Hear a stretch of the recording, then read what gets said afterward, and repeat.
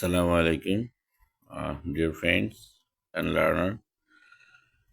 It's my first video and live class. I'm gonna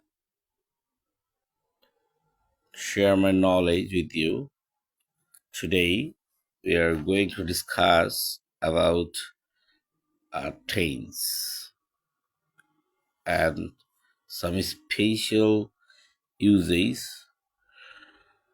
Actually, আমরা এক্সামগুলোতে আমরা যেই ট্রেন্সের ইউজগুলো আমরা দেখি নর্মালি আমরা যে ট্রেন্সগুলো আমাদের বইতেও পড়ি এখানে আমাদের অনেক কিছু এরকম আমরা পাই যেগুলো আমাদের নর্মালি এক্সামে কোশ্চেন আসে বাট এই ট্রেন্স থেকে আমরা এই জিনিসগুলো জানি না। তো আমাদের যে সাবজেক্ট টপিক ট্রেন্স, এখান থেকে আমরা আজ এক্সামে ঘুরে ফিরে আসে এই টাইপের কিছু বিষয় নিয়ে আমি আজকে আপনাদের সাথে ডিসকাস করব। এর মধ্যে আজকে আমরা যেই আলোচনা করব টেন্স, এর মধ্যে প্রেজেন্ট সিম্পল টেন্স, আমরা এটাকে অনেকেই প্রেজেন্ট ইনডিফিনিট বলে থাকি, প্রেজেন্ট ইনডিফিনিট টেন্স অথবা প্রেজেন্ট সিম্পল টেন্স।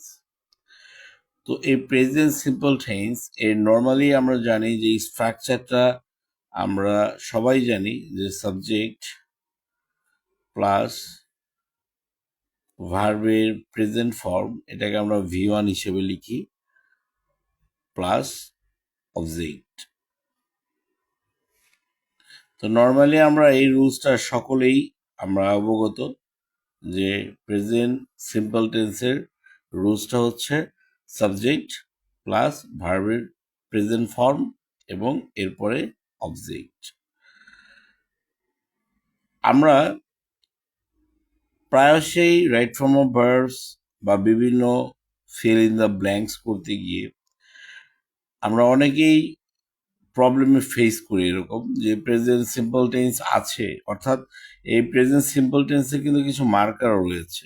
মার্কারগুলো কি, নর্মালি আমরা সেন্টেন্সে যে মার্কারগুলো আমরা দেখতে পাই, যে সেন্টেন্সের শেষে যদি আমরা দেখি যে টুডেই লেখা আছে, টুডেই, সামটাইম,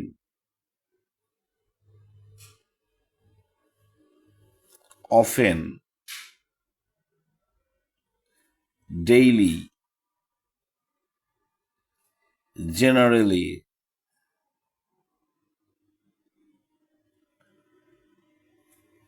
হ্যাঁ, এই টাইপের যে মার্কারগুলো আছে। এছাড়া ইউনিভার্সাল ফ্যাক্ট, হ্যাঁ, ইউনিভার্সাল ফ্যাক্ট,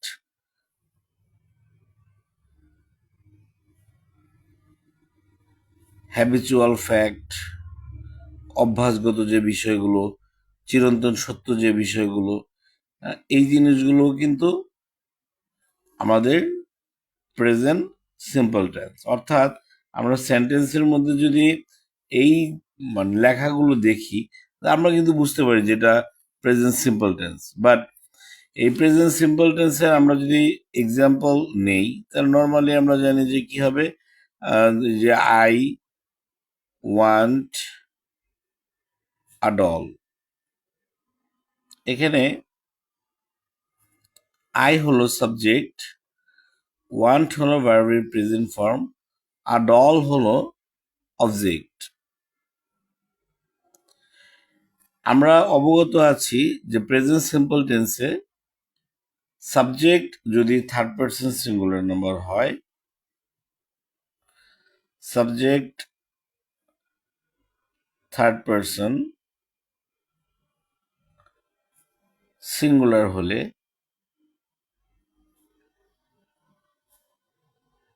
ভার্বের সাথে এস অথবা ইএস আমরা যুক্ত করে থাকি। সেক্ষেত্রে আমরা যখন দেখি যে শব্দের শেষে জেড, ও, এস, এসএইচ, সিএইচ, এক্স এগুলো থাকলে নর্মালি আমরা ইএস অ্যাড করি। এছাড়া অন্যান্য ওয়ার্ডের ক্ষেত্রে আমরা এস যুক্ত করে থাকি। সেক্ষেত্রে একটা এক্সাম্পল যদি আমরা নিয়ে থাকি যে হি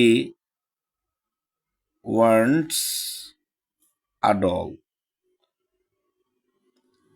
এখন বিষয় হচ্ছে এই সেন্টেন্স বা এই টেন্সের বাইরেও এই ইনডিফিনিট সিম্পল প্রেজেন্ট সিম্পলের আরো একটা রুলস কিন্তু রয়ে যায়। এটা এই রুলসটা কিন্তু শুধুমাত্র যখন অ্যাক্টিভ, অর্থাৎ সেন্টেন্সটি যখন অ্যাক্টিভ মোডে থাকে তখন এটা প্রযোজ্য। কিন্তু আমরা যদি প্যাসিভ মোডে সেন্টেন্সটা থাকে লাইক দ্যাট, আমরা যদি এটা বলি যে ধরেন the result dash publish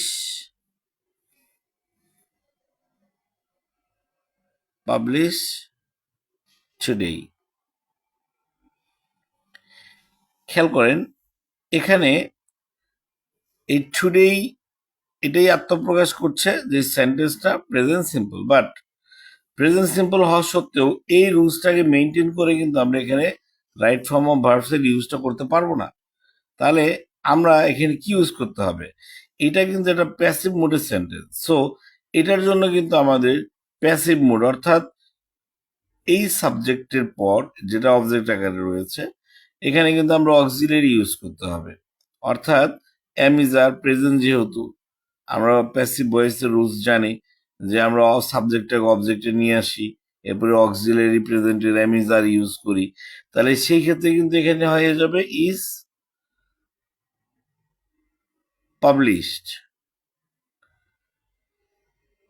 published. এখন বিষয় হচ্ছে এটার তাহলে রুলসটা কি হবে?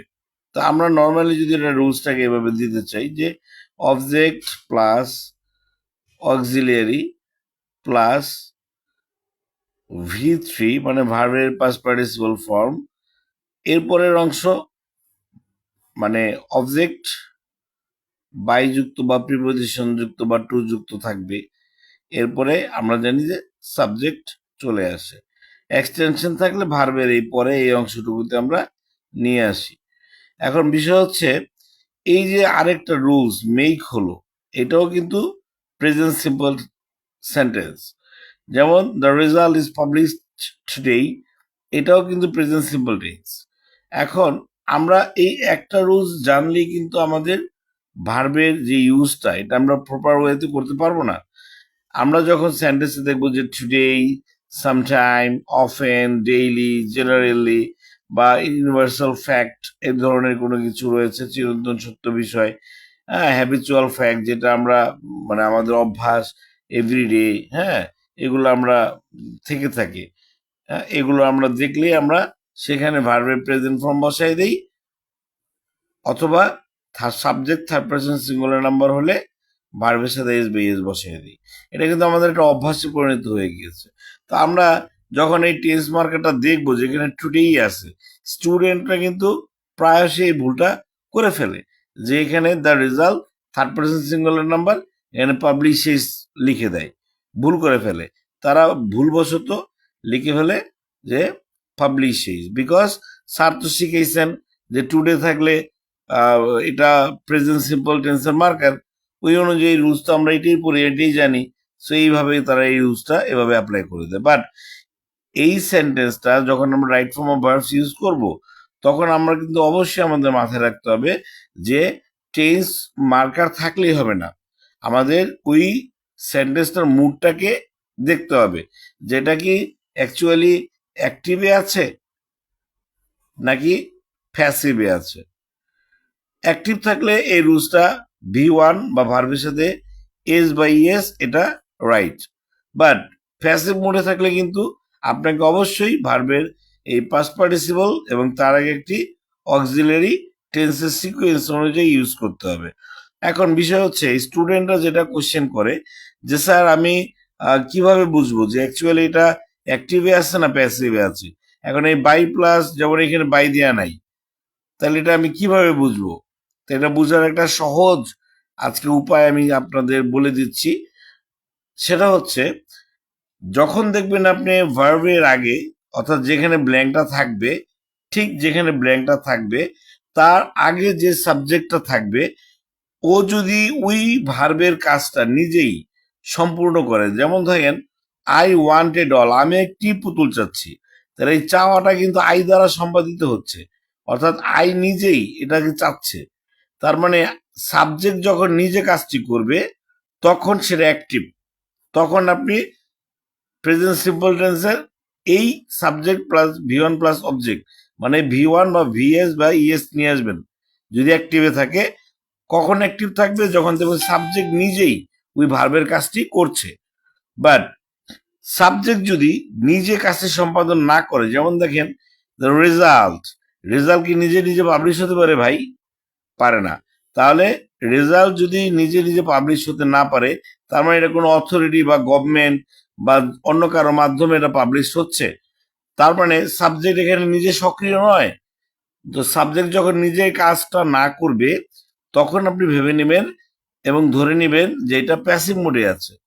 সো তখনই আপনি ওই ভার্বের পাস্ট পার্টিসিপল এবং সেন্টেন্সের মার্কার দেখে ওই সিকোয়েন্স অনুযায়ী অক্সিলারি ইউজ করে নেবেন। নয়তো কিন্তু আমাদের এই মারাত্মক ভুলটি আমরা প্রায়ই করে থাকি পরীক্ষায়, যেটা আমাদের বারবার আসে। যেমন ধরেন আরেকটা এক্সাম্পল যদি আমি শো করি, দা দ্য টুর্নামেন্ট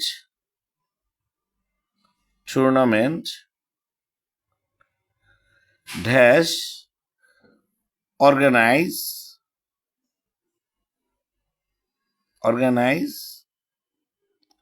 খেয়াল করেন, তাহলে টুর্নামেন্টটি অর্গানাইজ করা হয়েছে। তাহলে এই যে টুর্নামেন্টটি অর্গানাইজ করা হয়েছে, টুর্নামেন্ট কি নিজে নিজে অর্গানাইজ হতে পারে? পারে না। তার মানে এই ভার্বের কাজটি এই সাবজেক্ট কিন্তু নিজে করছে না। তাহলে এটা কোন মুডে আছে ভাই? এটা প্যাসিভ মুড, রাইট? তাহলে প্যাসিভ মুড মানে কি? প্যাসিভ মুড মানেই হচ্ছে যে আমাকে এই ভার্বটা ফার্স্ট পার্টিসিপলে নিতে হবে এবং টেন্সের সিকুয়েন্স অনুযায়ী অক্সিলারি নিতে হবে। অর্থাৎ প্রেজেন্ট হলে আমরা অ্যামিজার নিব, পাস্ট হলে ওয়াজ ওয়ার নিব। তাহলে টুর্নামেন্ট যেহেতু অর্গানাইজ হয়েছে, তাহলে আমরা এখানে আমরা কি করতে পারি? প্রেজেন্ট হিসেবে যদি সিকোয়েন্স নেই, তাহলে দ্য টুর্নামেন্ট ইজ অর্গানাইজড, তাহলে আনসার কিন্তু হবে ইজ অর্গানাইজড। তো আমি আবার একটু রিপিট করি যে আপনারা সেন্টেন্স দেখেই ওই টেন্স অনুযায়ী ওই রুলসটা বসায় দিবেন না। আপনারা অবশ্যই ওটা অ্যাক্টিভ মোডে আছে না প্যাসিভ মোডে আছে এটা দেখবেন। অ্যাক্টিভ বুঝবেন কিভাবে? আমি রিপিট করি, আই রিপিট দ্যাট, যখন সাবজেক্ট নিজে কাজটি করবে তখন অ্যাক্টিভ, তখন আপনি প্রেজেন্ট সিম্পল সেন্টেন্সের ক্ষেত্রে প্রেজেন্ট ফর্ম থার্ড পার্সন হলে ভার্বের সাথে ইজ বা ইজ নিয়ে আসবেন। কিন্তু যখন দেখবেন সাবজেক্ট নিজেই কাজটি করছে না, তখন ভার্বের পাস্ট পার্টিসিপল নিয়ে আসবেন এবং তার আগে যদি এই মার্কারগুলো থাকে everyday, today, sometime, often, daily, generally, এই মার্কারগুলো দেখলেই তখন আপনারা প্যাসিভ হলে ভি3 এবং অ্যামিজার অক্সিলারি হিসেবে ক্যারি করবেন, আর ভি1 ভার্বের প্রেজেন্ট ফর্ম অথবা subject third person singular number হলে এই সিকোয়েন্সে ভার্বের সাথে এস বা ইএস যুক্ত করবেন। আপনাদের যদি এই বিষয়ক আর কোনো কোয়েশ্চেন থেকে থাকে আপনারা অবশ্যই কমেন্টে জানাবেন, আমি প্রপারলি আপনাদের আনসারগুলো দেওয়ার চেষ্টা করব। যদিও ফার্স্ট ক্লাস ছিল আজকে লাইভের, অতটা ভালোভাবে গুছিয়ে দিতে পারিনি, but next time I will try to give you the best methodology like that. এবং আমাদের নলেজগুলো আমরা এভাবেই শেয়ার করব। এখানে আমরা ছোট বড় সবাই আমরা কিছু ক্রিটিক্যাল এই টপিকগুলো নিয়ে আমরা প্রতিদিনই এরকম উইকলি আমরা ডিসকাস করব। এটা যদি কারো কোনো কোশ্চেন থেকে থাকে আপনারা কমেন্ট বক্সে জানাবেন, আমি অবশ্যই সেখান থেকে আনসার দেওয়ার চেষ্টা করব। ভালো থাকবেন। আসসালামু আলাইকুম।